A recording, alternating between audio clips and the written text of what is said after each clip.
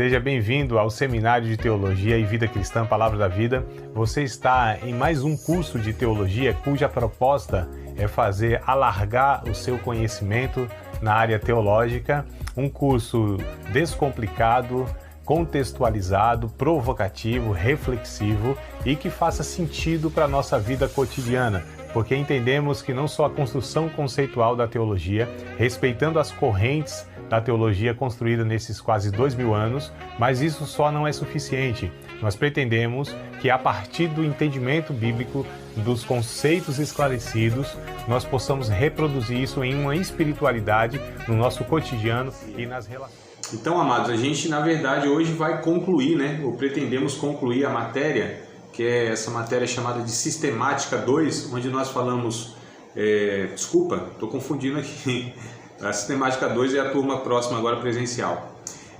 Hoje nós estamos encerrando a matéria chamada Fundamentos da Teologia. Nós estamos falando de salvação, A última aula falamos alguns aspectos da salvação e hoje a gente vai tentar aqui, não que o assunto esgotou, não que não haja mais nada para falar a respeito desse assunto, pelo contrário, nós teríamos aí muitas coisas ainda a abordar e aprofundar daquilo que já pontuamos. Os fundamentos da fé, essa matéria, que nós falamos sobre vários, 10 fundamentos, se não me falha a memória, Então, Bíblia como fundamento, a própria fé é um fundamento, a graça é um fundamento, Enfim, a salvação é um fundamento. Então nós falamos sobre o que é ser um discípulo regenerado, a nova vida, isso é um fundamento da fé. Então nós em torno aí giramos de 10 fundamentos da fé. Também não é que haja só 10 fundamentos da fé, tá? Há outros mais também, mas aí nós passaríamos aqui uns 6 meses, tá? Sem exagero, para estudar talvez esses 20 fundamentos da fé que são de fato fundamentais, Ou seja, são importantes. Há ensinamentos na Bíblia que eles são válidos, só que eles não são fundamentos. A gente chama de ensinamentos secundários, Deus nos ensina uma série de coisas, como nós devemos viver. Só que a nossa fé, ela tem alicerce e ela tem colunas que sustentam todo o resto. É como se fosse de fato, é por isso que a comparação é essa construção, É como se fosse de fato, Cristo é o alicerce, as doutrinas são as colunas, E aí as paredes, os tijolinhos seriam os outros ensinamentos que são válidos, são importantes, mas não fundantes, tá? Mas não essenciais para a salvação, para o caráter cristão e etc. Só são comportamentos, que refletem de alguma maneira a nova natureza. Não sei se eu estou conseguindo aqui passar para vocês a diferença, tá? Da importância desses ensinos. Então tem ensinos primários, fundantes, e tem secundários, que são importantes, mas, por exemplo, não define salvação, não define caráter, Só são de fato aí essas expressões do novo nascido. Enfim, vamos lá para a gente então dar continuidade à salvação. Hoje eu disse que eu ia falar para vocês sobre a soberania divina e a responsabilidade humana, que é um tema muito complexo, é um tema que, no mínimo, tem duas correntes principais, tá, teológica. Uma é chamada de calvinismo e a outra de arminianismo. O calvinismo, lá iniciado por João Calvino, um dos reformadores, do século XVI, junto ali com Martinho Lutero, enfim, quando a igreja protestante surge, quando há essa ruptura, de um movimento que sai da igreja católica porque estava protestando, é por isso que é chamado de protestantismo, Estava protestando, Martinho Lutero especificamente, contra os ensinamentos que a igreja católica tinha. Então ele protestou, ele questionou, e aí a igreja católica, os líderes, o Papa na época, eles de fato quiseram excomungar Martinho Lutero porque não tinham argumentos, Ele usava a Bíblia, ele questionava doutrinas que a igreja na época tinha, era a igreja oficial, tá, mundial, que só existia uma, que era chamada essa igreja católica apostólica romana, desde o ano 313 lá,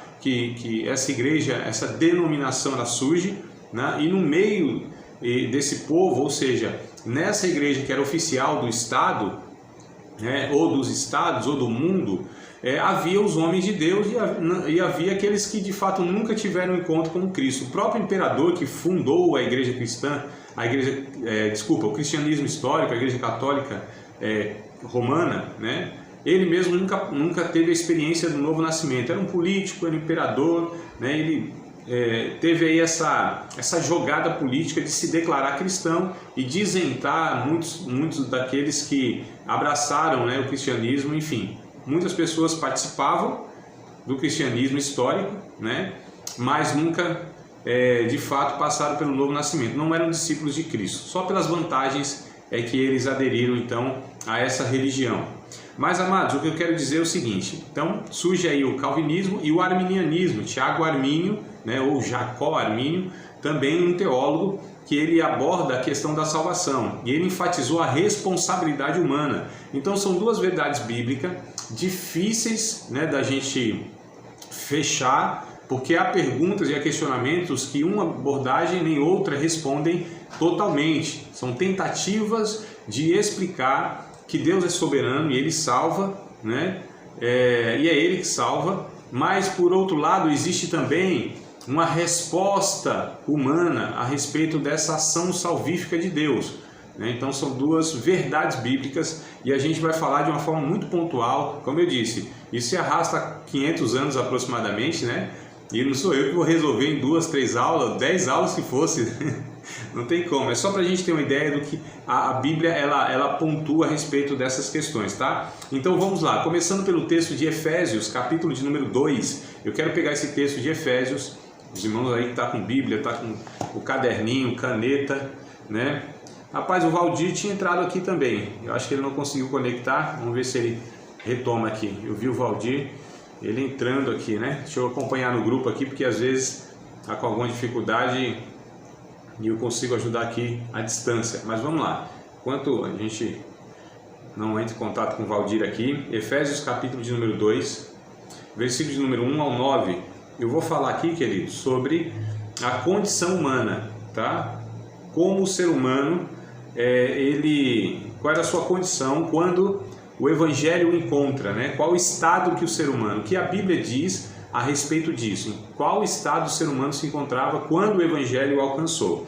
Então Efésios, no capítulo de número 2, verso 1 e o verso de número 1 ao 9, diz o seguinte, eu vou ler com vocês acompanhem aí e a gente vai extraindo aqui, né, as verdades do texto bíblico, tá? E eu preciso achar, né? Se eu não achar, o texto fica difícil, né? Mas achei aqui, amados. Então vamos lá, Efésios, capítulo 2, verso 1 ao 9. E vos vivificou, né? Estando vós mortos em ofensas e pecados, em que no outro tempo andaste segundo o curso deste mundo, segundo o príncipe das potestades do ar, o espírito que agora opera nos filhos da desobediência. Verso 3. Entre os quais todos nós também antes andávamos nos desejos da nossa carne, fazendo a vontade da carne e dos pensamentos. Lembrando que a expressão carne, principalmente usada por Paulo, diz respeito à antiga natureza, à velha natureza, tá? Essa expressão carne. Por isso que ele fala, nós andávamos segundo a vontade da carne, ou seja, do velho homem, né? A velha natureza, os pensamentos, e éramos por natureza filhos da ira como os outros também.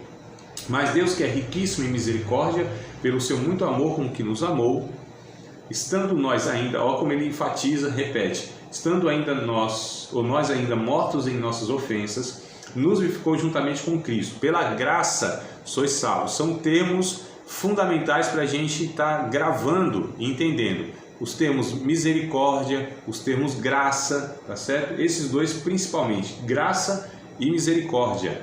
Vamos lá. Verso 9, e nos ressuscitou juntamente com Ele, com Cristo, né? E nos fez assentar nos lugares celestiais em Cristo Jesus, para mostrar nos séculos vindouros as abundantes riquezas da sua graça. Olha o termo de novo aparecendo, a graça. Pela sua benignidade para conosco em Cristo Jesus. Então veja só, verso 8 e o verso 9 para a gente completar o texto. Porque pela graça sois salvos. Então perceba aqui a afirmação. Pela graça nós somos salvos. Por meio da fé. A salvação é pela graça e o veículo que leva a isso é a fé, tá bom?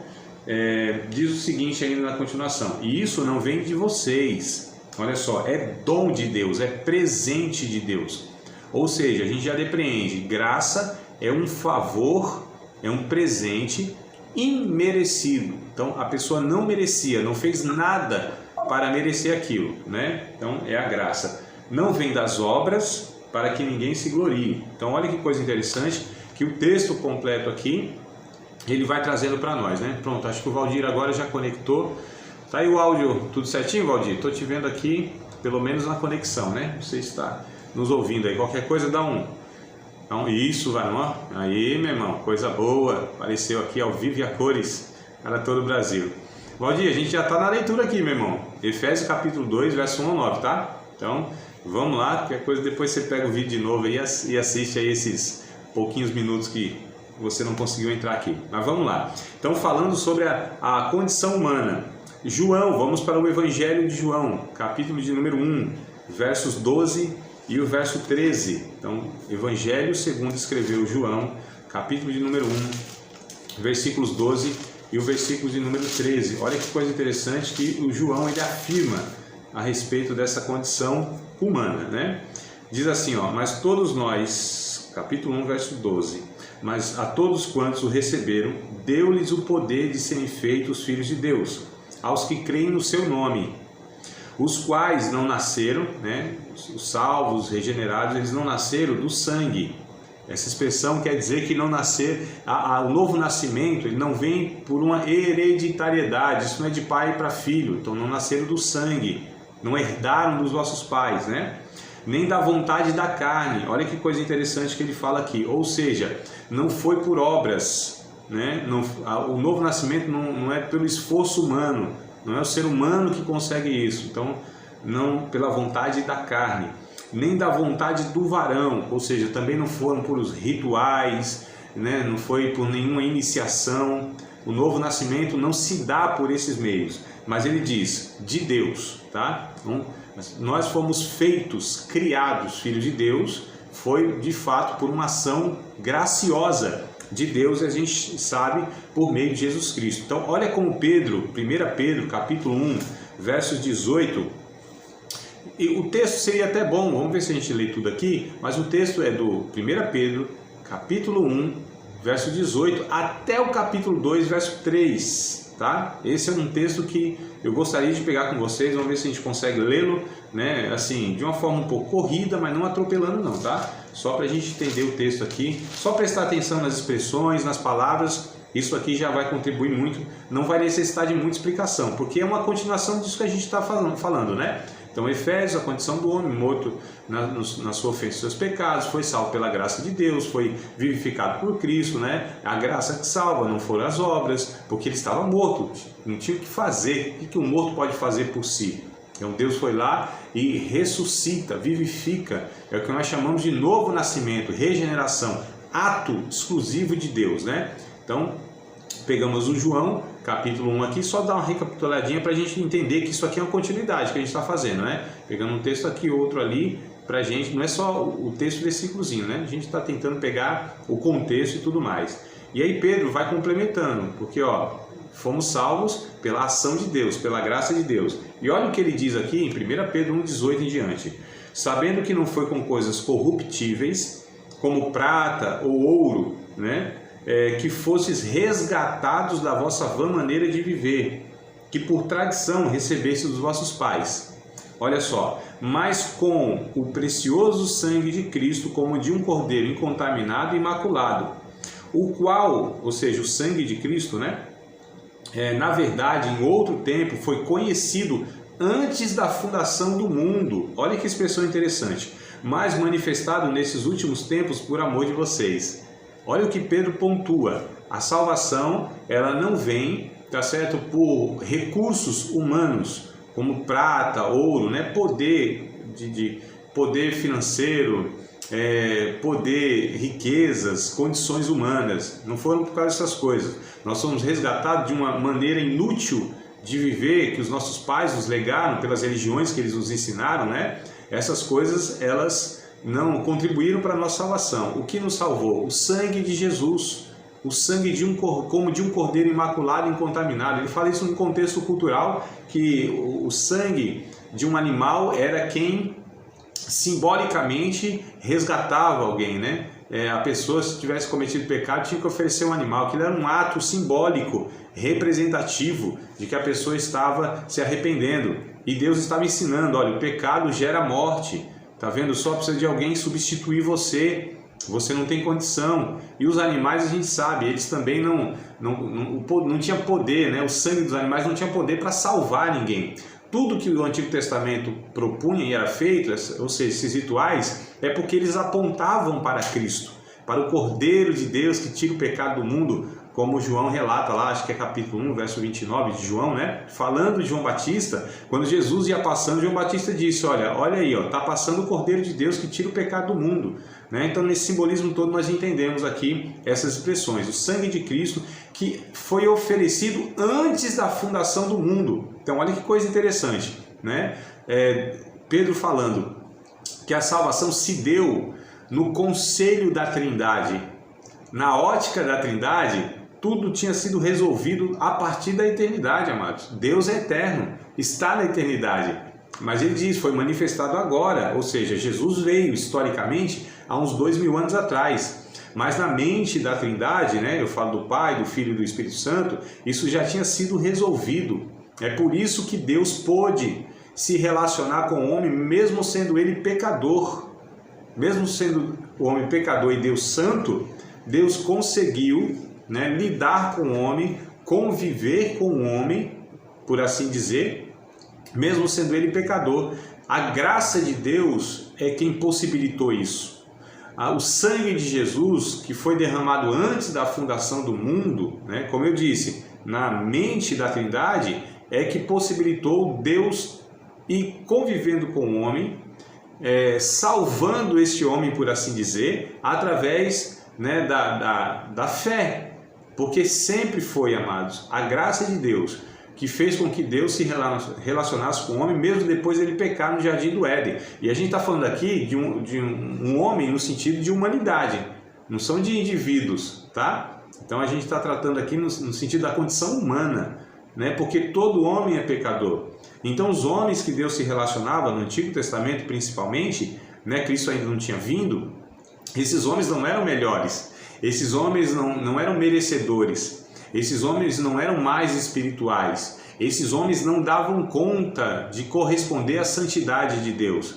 Então a gente pega lá desde Abraão, para não pegar antes, né? Abraão, Isaac, Jacó, José, Moisés, Josué, enfim, todos os profetas, Davi, né? Aquele povo todo lá, todos eles pecadores, sem exceção.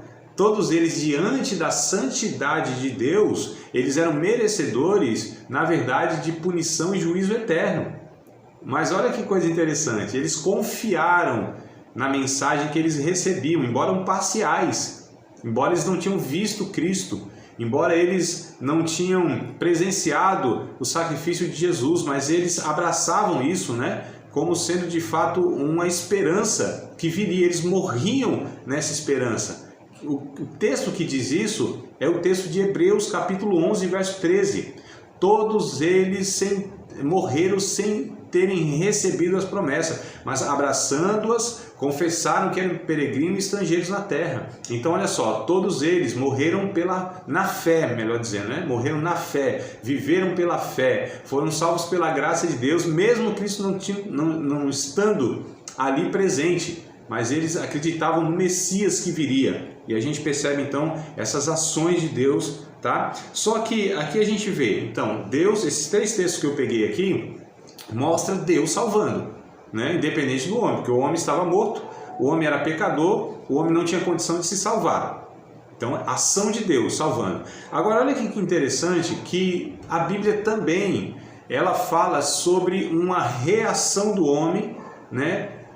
A partir dessa ação de Deus. Então, quem é que age? É Deus. Quem é que amou? É Deus. Quem é que principiou a salvação? É Deus. Quem enviou o seu Filho para o homem salvar? É Deus, né? Quem é que pagou o preço pela salvação do homem? Foi Deus, né? Em Cristo Jesus. Agora a gente vê aqui uma reação do homem, ou seja, uma resposta do homem a respeito dessa ação de Deus, por assim dizer. E aí a gente vai pegar alguns textos aqui, ó, como por exemplo Filipenses, capítulo 2, versículos de número 12. Bora lá? só para a gente embasar aqui a nossa fala, Filipenses, capítulo de número 2, beber um golinho d'água aqui, que é para molhar as palavras, né? Hebreus 2, Hebreus não, Filipenses 2 e 12. Filipenses 2 e 12. De sorte que, meus amados, assim como sempre obedecestes, não só na minha presença, mas muito mais agora na minha ausência, assim também, essa é a expressão que eu quero pegar, operai a vossa salvação com temor e tremor. Operai a vossa salvação com temor e tremor. Essa versão que eu estou aqui, que é a Almeida Revista Corrigida, não é das mais claras, das melhores, né? Mas outras versões vão traduzir, vão exprimir melhor o original aqui, que é desenvolvei a vossa salvação. Olha que interessante. Desenvolvei a vossa salvação ou trabalhai a vossa salvação. Esse texto, ele nos mostra que há uma responsabilidade humana, quando ele é salvo, que ele possa então se desenvolver, amadurecer na fé. A salvação, a gente falou, né, em algumas aulas atrás, tem alguns aspectos. Por exemplo, justificação, regeneração, santificação e glorificação. Então, vamos lá. Justificação é o ato de Deus tornar o ser humano justo, justificado, o inocentou. Deus faz isso. E aí, com a justificação, simultaneamente, vem a regeneração, ou seja, o homem nasce de novo. Foi o que Jesus disse lá para Nicodemos no João capítulo 3, né? É necessário nascer de novo, senão não entra no reino de Deus. Então o homem nasce de novo, recebe uma nova natureza, que é o Espírito de Cristo, a natureza de Cristo, né? O caráter de Deus, né?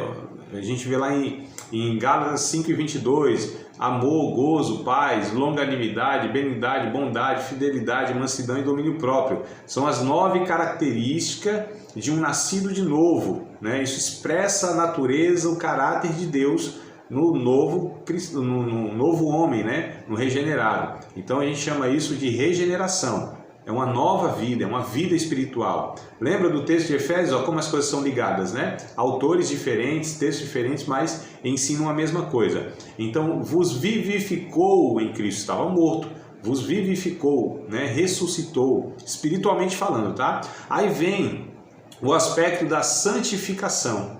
O que é a santificação? É um processo, né? Ou seja, não é algo feito de uma vez só, não é estanque.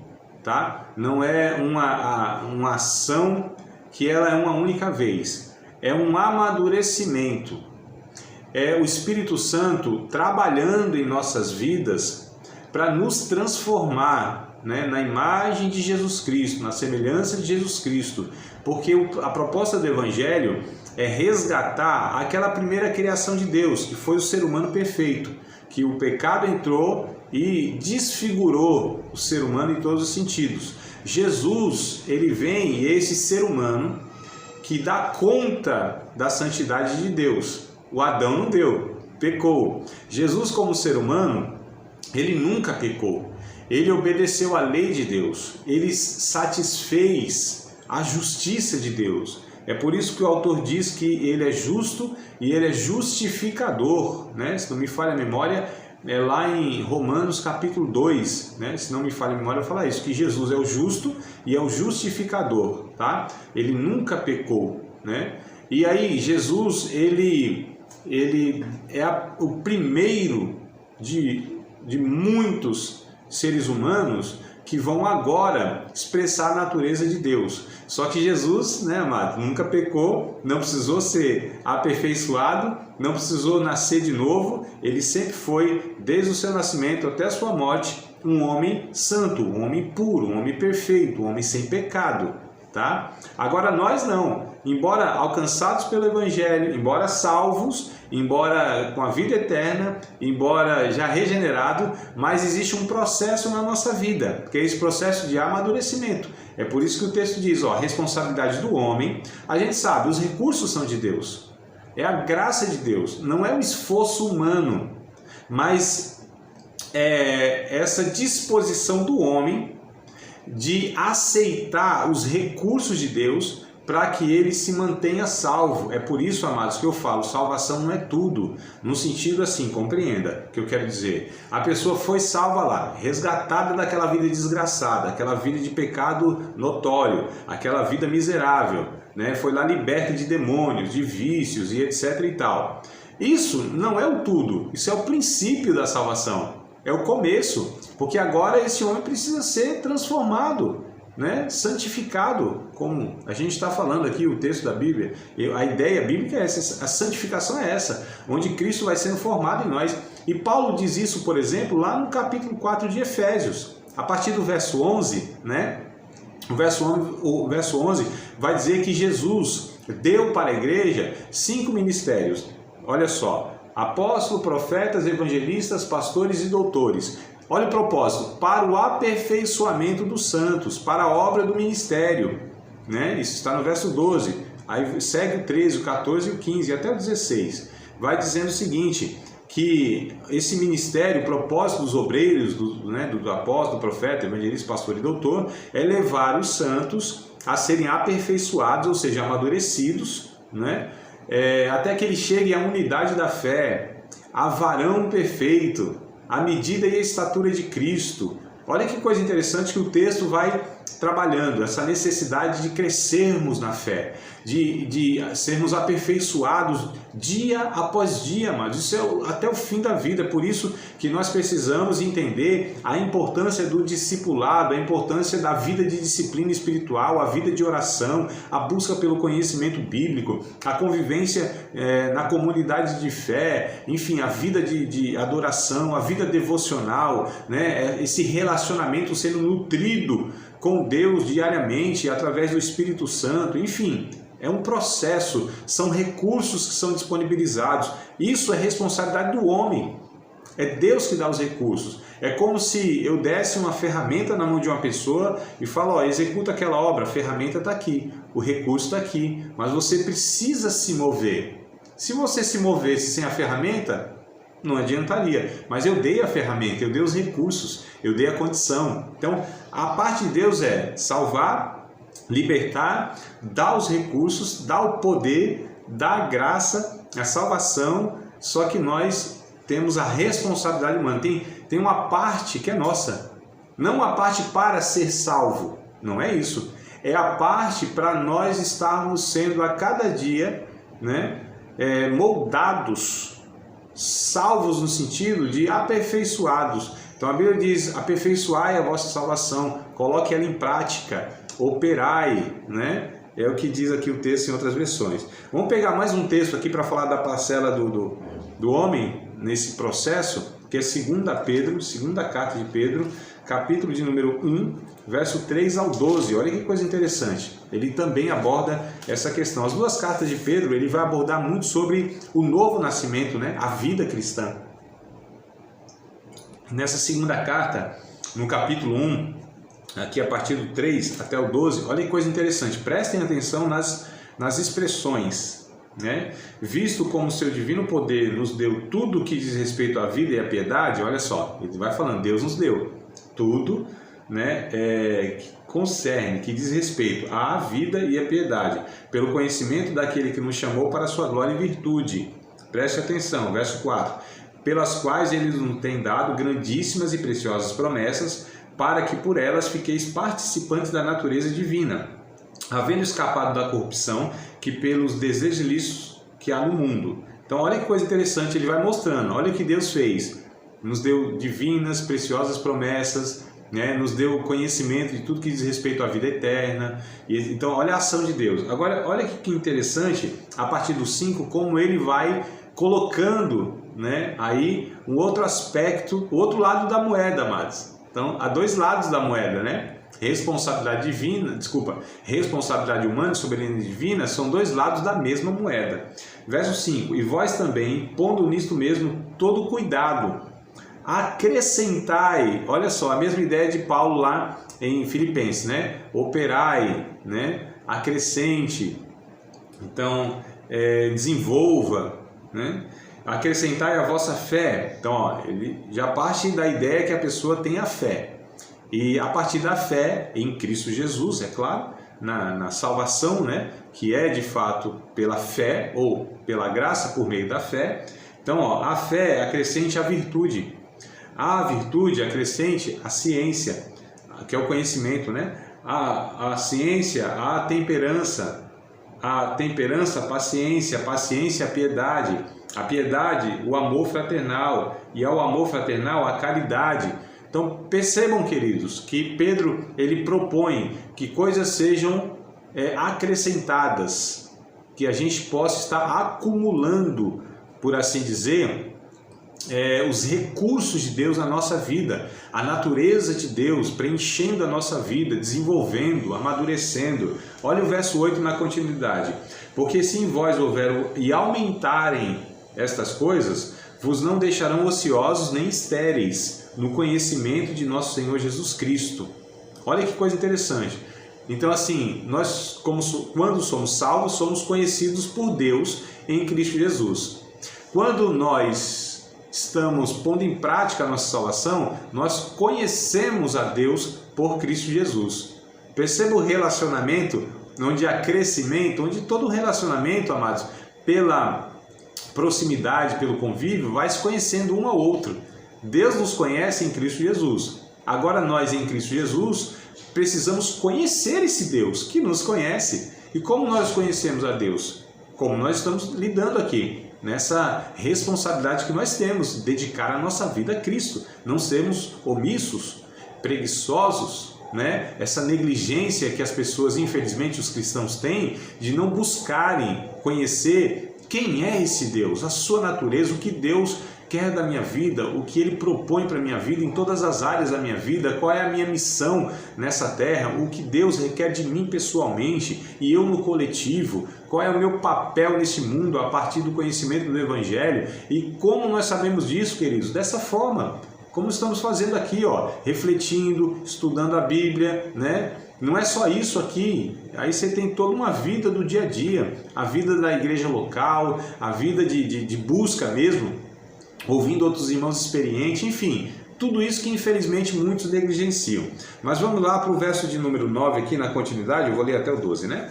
Pois aquele que não há estas coisas é cego, olha só, nada vendo ao longe, havendo-se esquecido da purificação dos antigos pecados. Portanto, irmãos, procurai fazer cada vez mais firme a vossa vocação e eleição, porque fazendo isso nunca jamais tropeçareis. Porque assim vos será amplamente concedida a entrada no reino eterno de nosso Senhor e Salvador Jesus Cristo, pelo que não deixarei de exortar-vos sempre acerca dessas coisas, ainda que bem as saibais, estejais confirmados na presente verdade. Olha o que Pedro diz, vocês até sabem dessas coisas, mas olha a necessidade de sempre estar refletindo. Amados, faz 23 anos que eu estudo a Bíblia quase que diariamente e pretendo fazer isso o resto da minha vida.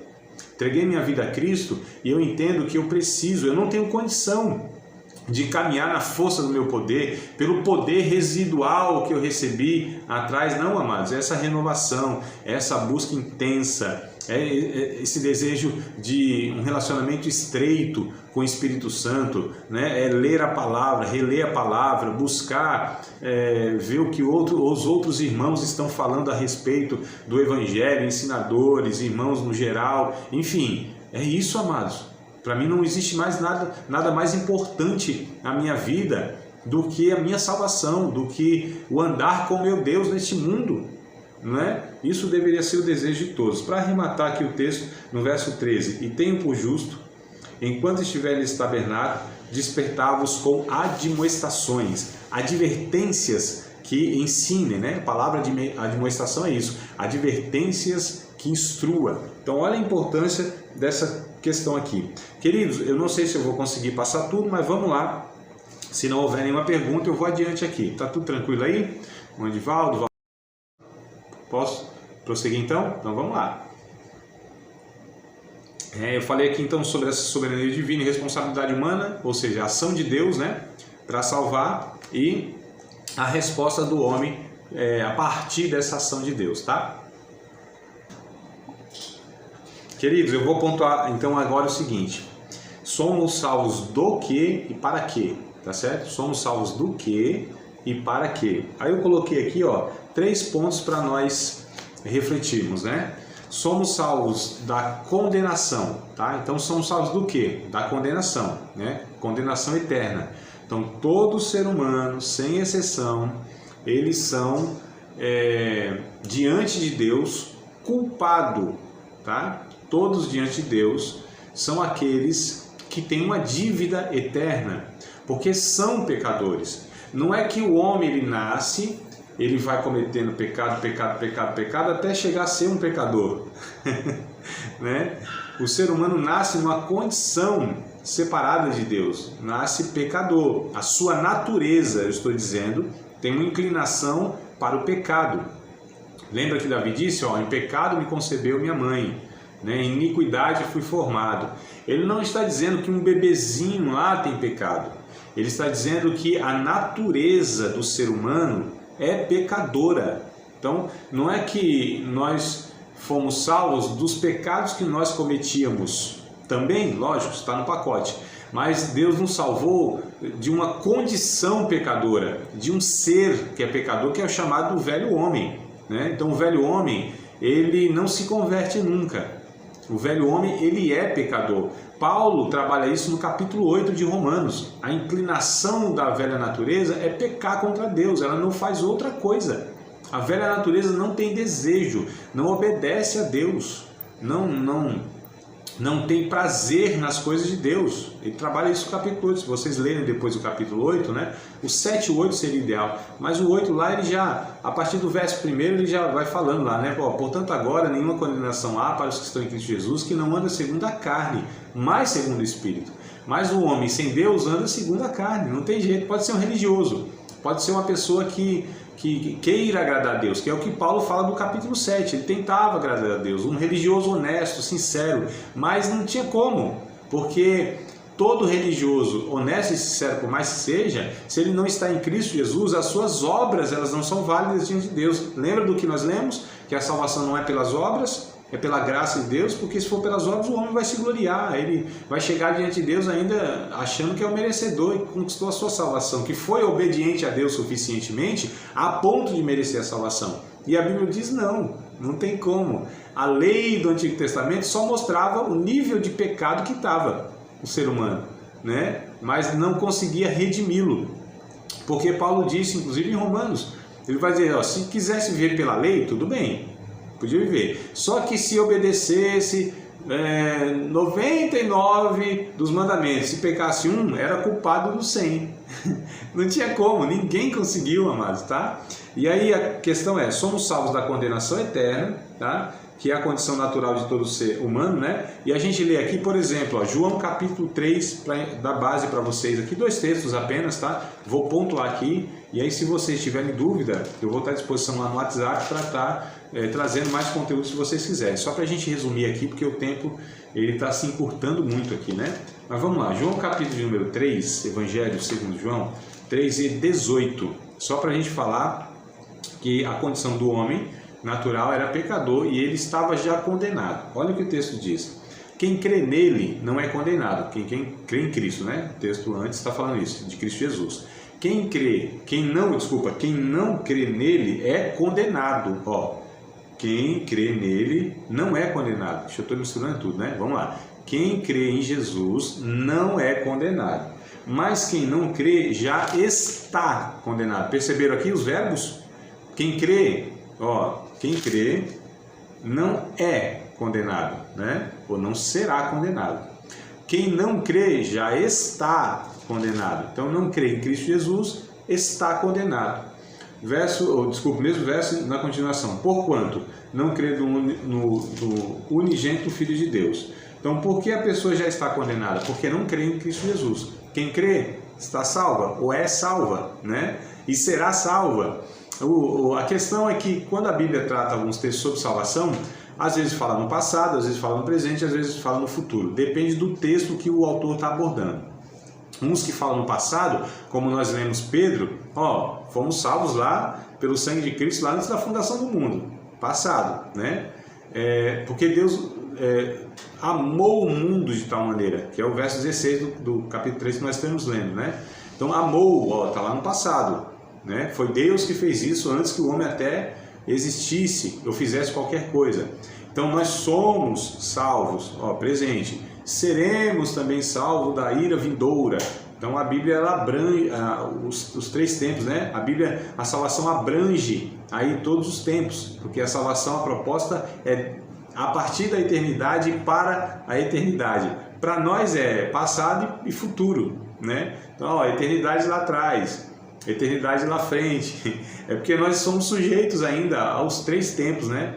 Mas eternidade não tem passado, presente nem futuro. A eternidade é um eterno agora. É por isso que Deus fala da eternidade, ele usa toda essa abrangência que às vezes a gente não consegue assimilar, porque, calma aí, passado, como que Deus me amou? Né? Eu nem fiz nada para ele me amar? É isso mesmo. Né? João, capítulo 15, vai dizer isso. Jesus dizendo, né? Vocês não me amaram, eu amei vocês primeiro. Então, antes que vocês fizessem qualquer coisa, eu tinha amado vocês. Antes que vocês existissem, nascessem, eu já tinha providenciado a salvação para vocês. Vocês nem chegaram lá, mas o futuro, a eternidade, já está tudo preparado, né? Não se turbe o vosso coração, credes em Deus, crede também em mim. Na casa do meu pai há muitas moradas, se não fosse assim, eu teria dito, mas vou preparar-vos lugar para quando estiver, vocês estejam também. Né? João capítulo 14, verso 1, 2 e 3, se não me falha a memória, enfim, nessa ideia aqui. Então, o João 3,18 diz isso, né? Quem crê em Cristo, quem crê não é condenado. Quem não crê, já está condenado. Olha o texto de Romanos, capítulo de número 3, versículo de número 23, amados, para a gente ainda falar sobre a condenação. Tá? Somos salvos da condenação que todo ser humano está debaixo dela. 3:23 de Romanos.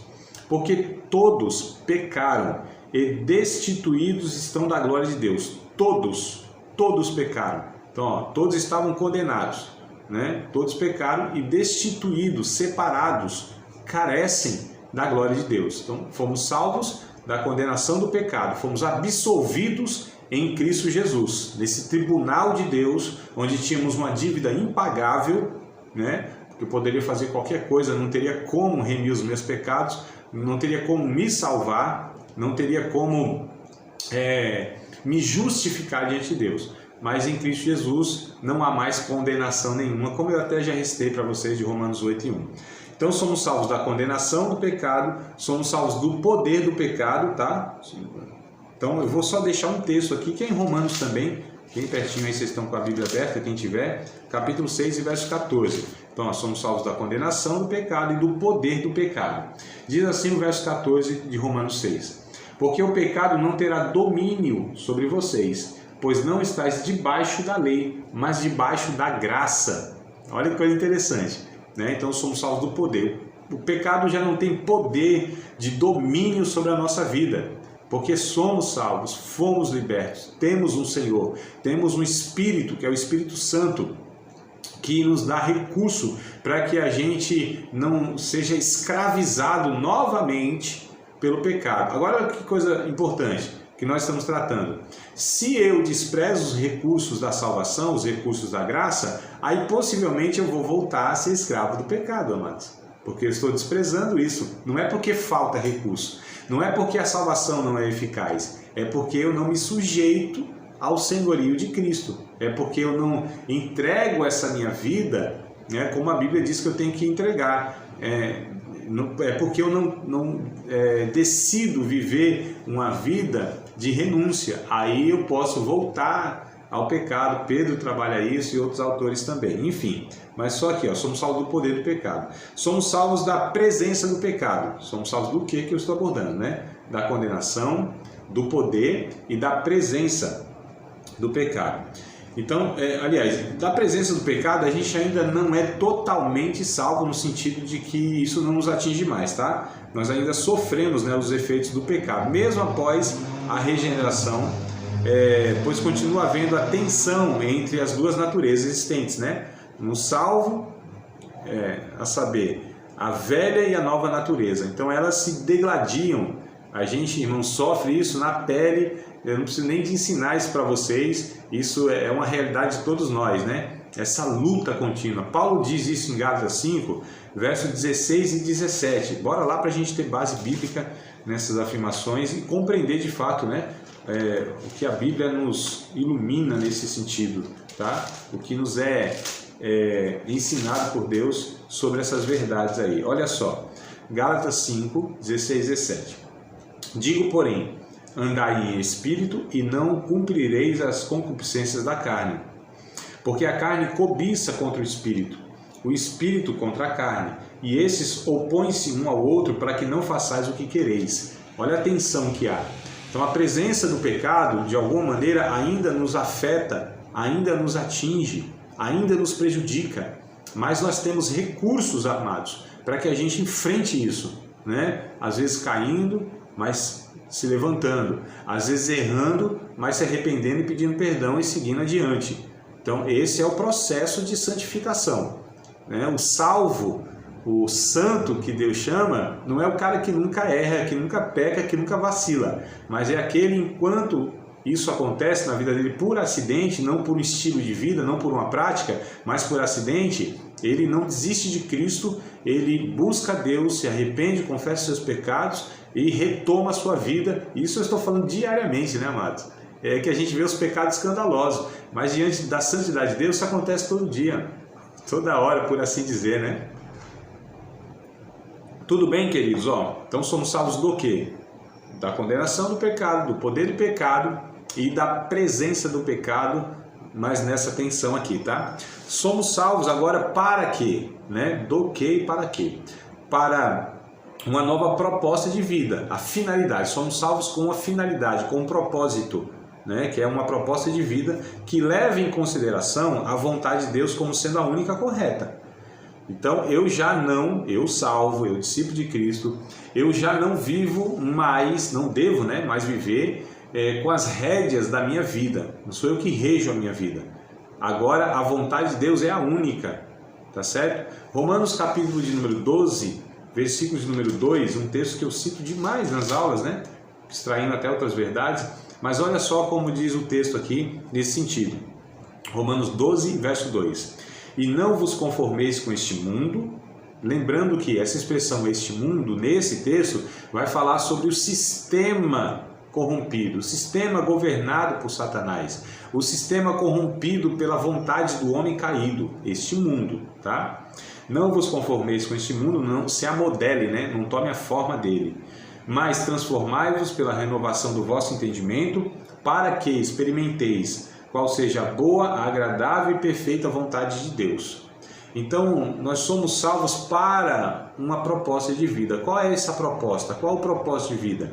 Viver uma vida que cumpra a vontade de Deus, que faça a vontade de Deus. E como sendo a vontade de Deus a única possível para um salvo, né? Então já não vivo para mim. Lembra o que Paulo disse? Vivo, acho que é Gálatas 2:20, se não me falha a memória, tá? Gálatas 2:20. E vivo, não mais eu, mas Cristo vive em mim. E a vida que agora vivo na fé, vivo Eita, agora vamos ver aqui que eu vou pegar esse texto completinho, amados, que eu me enrosquei aqui.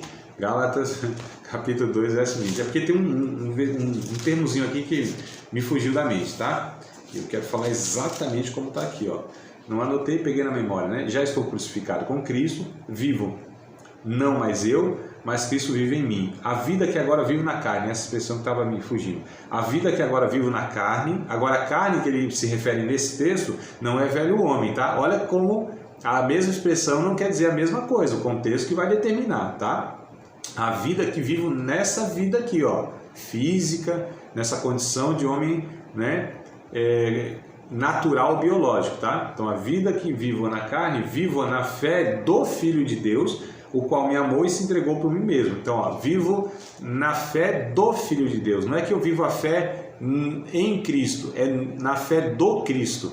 Então eu posso crer em Cristo, ter a fé em Cristo, que é uma coisa. Ter a fé do Cristo é outra coisa. O que é ter a fé do Cristo? A fé do Filho de Deus. É viver como Jesus viveu, né? Então essa é a expressão que Paulo usa. A vida que agora vivo na carne, vivo na fé do Filho de Deus que me amou e se entregou por mim mesmo. Então, eu coloquei aqui, ó, nós pensamos diferentes. Quem quiser anotar, amados, eu vou deixar aqui registrado, né? Se quiser anotar depois, só as referências, mas não vou lê-las com vocês para ganhar tempo, tá? Então vamos lá, essa proposta de vida, né? Somos salvos para quê? Viver essa vida que honra a Deus. Mas como? Nos pensamentos, os pensamentos são diferentes daqueles que não amam a Deus. e diferentes daqueles que antes nós tínhamos, né? Antes de conhecer a Deus, tá? Então, pensamos diferentes. 1 Coríntios, capítulo 2, verso 16. Filipenses 2 e 5. Colossenses, capítulo 3, verso 1 e 2. 2 aos Coríntios, capítulo 10, verso 5. Essas são as referências. Aí nos comportamos diferentes também, tá? Esse propósito de vida, nosso comportamento é diferente, né? Nós lidamos com as coisas diferentes, nós não reagimos como antes nós reagimos, não devemos ser mais violentos, a gente não deve ter posturas agressivas, a gente não deve ser egoísta, enfim, nosso comportamento é outro. Não é o comportamento religioso, não é o comportamento porque fomos adestrados, mas é um comportamento a partir de uma natureza. Esse é o ponto que eu quero destacar, porque religiões adestram as pessoas para fazerem um bocado de coisa, né, boas, tá certo? Mas não é, o Evangelho não é uma proposta de treinamento, de adestramento, de dogma, né, de ensinos religiosos, não. É a partir de uma natureza, esse comportamento deve ser expresso. Temos desejos diferentes, pensamos diferentes, nos comportamos diferentes, mas os nossos desejos, nossas vontades também são diferentes. Desculpa, no comportamento eu não dei versículo, né? Então vamos voltar para o comportamento. Romanos 6 e 19, Efésios capítulo 4, aqui é um texto longo, capítulo 4, a partir do 17 até o capítulo 6, verso 9. Todo esse texto vai nos falar de comportamentos sociais e relacionamentos, tá? Então repetindo, Romanos 6 e 19, Efésios capítulo 4, a partir do verso 17 até o capítulo 6, verso 19, é para ler aí sobre o comportamento diferente, desejos diferentes. Romanos capítulo 12, né, verso 1 e verso 2. Então os desejos, não é só o comportamento, vem acompanhado também com os desejos. Devemos também ter um objetivo de vida diferente, né? Ou seja, uma proposta de vida diferente. Esse é o ponto aqui que eu acho importantíssimo. Porque não é só pensar diferente, não é só fazer diferente, não é só desejar diferente, mas é viver uma proposta de vida, tá? Eu vou viver agora de uma maneira que glorifique a Deus, que honre a Deus em tudo o que faço na minha vida, no trabalho, em casa, entre os vizinhos, não é só na igreja não é só questão de ministério não, é a vida tomou agora outro rumo, um objetivo diferente e uma proposta diferente, amados. Não vou buscar aquilo que os homens sem Deus buscam, fama, dinheiro, prazer, conforto. Não que essas coisas elas sejam necessariamente erradas, mas um cristão tem que ter algo a mais. Eu não posso estudar para ter uma profissão, para ganhar dinheiro, para ter conforto, apenas isso. Não estou dizendo que isso é errado, estou dizendo que não é só isso. Tem mais, para o cristão, para o discípulo de Cristo, tem mais algo aí envolvido, tá certo? Esse é o ponto aqui que muitos deixam a desejar. E aí, nesse entendimento aqui, eu coloquei, 1 Coríntios, capítulo de número 10, verso 31, né? Lucas, capítulo 9, verso 57 ao 62 e Gálatas 2 e 20, que nós até lemos, para a gente entender essa questão toda aí, tá? Para que fomos salvos e como isso se dá na prática mesmo, no pensamento, no comportamento, no desejo e no estilo de vida. E em tudo que fizermos, né, devemos fazer para a glória de Deus, ou seja, expressar seu caráter e a natureza. E aí o 1 Coríntios 10 e 31 vai falar isso, né? Quer comais, quer bebais, ou façais qualquer outra coisa. Façais tudo para a glória de Deus. Então tudo que eu faço, não é que eu tenho que citar texto bíblico, não é que eu estou falando isso aqui é para Deus, mas tudo que eu faço deve expressar a natureza e o caráter de Deus. Pode ser nas coisas mais simples, numa ética, no dia a dia, num comportamento numa fila, né? Numa gentileza, num pedido de perdão, enfim, amados, nas coisas mais básicas da vida. Isso expressa a natureza e o caráter de Deus. Eu coloquei aqui para a gente fechar, tá certo? Esse ponto, sempre pautados por princípios e valores do Evangelho. Então, nossa vida deve ter esse propósito. Fazemos tudo sempre pautados, baseados, referenciados nos princípios e nos valores do Evangelho. E aí a gente precisa entender quais são os princípios e quais são os valores que o Evangelho nos traz, né? Então, a gente precisa estudar um pouquinho mais para entender isso, né, de uma forma mais clara. A honestidade é um valor, a generosidade é um valor, o que mais? O serviço é um valor, né? São os valores que o Evangelho traz e a gente precisa fazer tudo pautado nessas questões. Na misericórdia, na empatia, no companheirismo, né? Enfim. Aí eu coloquei aqui, Isso se dá em todas as áreas da vida. Na família, ou seja, na convivência com aqueles que são casados, né? Com os parceiros, com os cônjuges, sendo mãe e pai, isso também deve ser uma área da vida do cristão que deve honrar Deus e glorificar Deus. Então, na família, na convivência familiar, eu não posso ser uma pessoa na igreja, em outro contexto, dentro de casa, com os parentes, ser outra pessoa, com outros valores, com outro comportamento. Não, amados. Ali a gente precisa expressar também as virtudes e os valores do Evangelho. No trabalho, com a ética que a gente tem lá, a gente precisa ser um profissional que seja o melhor profissional possível, tá certo? Com ética, né? Ética que eu digo são aquelas regras que são regras estabelecidas para a convivência de todos, que não prejudique ninguém, não só a mim, mas todo o coletivo. Na comunidade de fé, como que eu honro a Deus lá, como que a gente glorifica a Deus lá, como que a salvação deve se traduzir na comunidade de fé, ou seja, na igreja que eu congrego, no serviço mútuo, servindo os irmãos, abençoando, né, os irmãos ali naquele convívio. E nos relacionamentos possíveis, todos os outros da vida, fora da família, muitas vezes fora do trabalho ou fora da igreja, em todos os relacionamentos possíveis, dando um bom testemunho, sendo um cristão genuíno, que se pareça com Cristo, mesmo com dificuldades, mesmo com alguns pecados ainda a ser vencido, mesmo com falhas, amados, tá? Mesmo assim a gente ainda deve, a gente tem condição de honrar a Deus, né? Porque assim, a gente não está falando de uma perfeição, não. A gente está falando, na verdade, de uma natureza que em mim vai sendo aperfeiçoada. Tem um texto, me lembrei agora, não anotei aqui, se não me falha a memória, está em 2 Pedro, capítulo de número 1, vou procurar aqui para dar referência direito para vocês, né? 2 Pedro, capítulo 1, aqui eu não lembro se é verso 19, verso 18, mas esse texto para mim aqui, eu vou fechar com ele a aula, tá certo? E essa matéria, inclusive, 2 Pedro, capítulo número 1, deve ser verso 19, eu gosto demais, é isso mesmo, 2 Pedro 1,19. E ouvimos esta voz dirigida do céu, desculpa, estou lendo 18, é 19.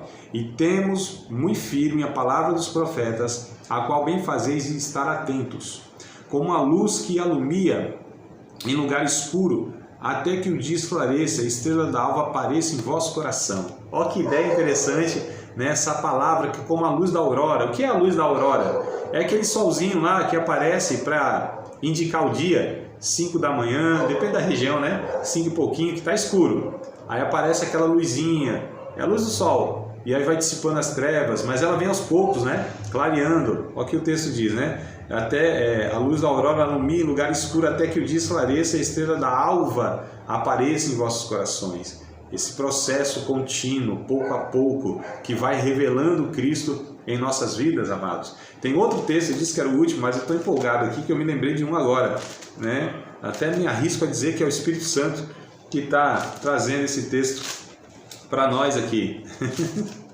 É o Provérbios, capítulo de número 4, eita meu Deus, vamos ver aqui se eu acho. É isso mesmo, 18. Provérbios 4 e 18. Mas a vereda dos justos é como a luz da aurora, olha só que é a mesma expressão, que vai brilhando mais e mais até ser dia perfeito. Então é por aqui, amados, que nós entendemos a salvação, tá certo? Que vai contribuindo para que a gente possa se parecer mais e mais com Jesus Cristo. Acabou de participar de mais uma aula de um dos nossos cursos, Seminário de Teologia, Vida Cristã, Palavra da Vida. Espero que tenha te abençoado, não só alargado o seu conhecimento teológico, mas que tenha também atingido o teu coração para que você possa, a cada dia mais, reproduzir a vida de Deus nas suas relações cotidianas. Se você ainda não é aluno oficial de um dos nossos cursos, se inscreva aqui no contato que vai aparecer do WhatsApp. Também nos siga nas redes sociais, se inscreva no nosso canal, compartilhe à vontade